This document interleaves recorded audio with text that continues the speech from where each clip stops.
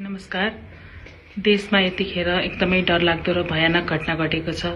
इनिसा बिका बहिनीको बलात्कार अनि बलात्कारपछि हत्या भएको छ।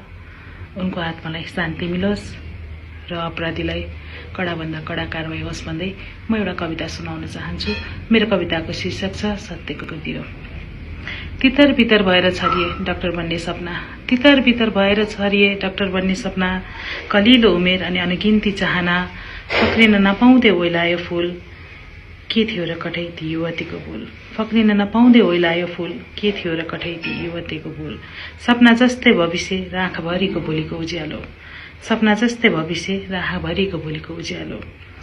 केही हातहरूले मानवताको मुकुण्डो लगाएर भित्रभित्रै राक्षस बनेर उनको जीवनमा आँधी ल्याए, केही हातहरूले मानवताको मुकुण्डो लगाएर भित्रभित्रै राक्षस भनेर उनको जीवनमा आँधी ल्याए।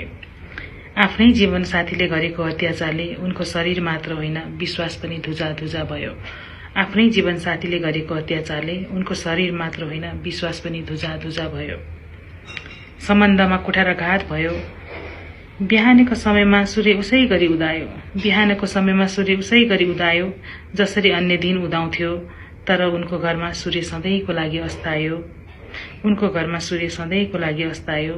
आमाको खुसी खोसियो, परदेशीका बुवाको शिरमा आकाश खस्यो, आमाको खुसी खोसियो, परदेशीका बुवाको शिरमा आकाश खस्यो। आज उनको घटना सामाजिक सञ्जालभरि समाचार बनिरहँदा एउटी आमाको मनमा गहिरो प्रश्न उब्जेको छ, कतै मेरी छोरीको आत्माले न्याय नपाएर तडपिनु त पर्दैन?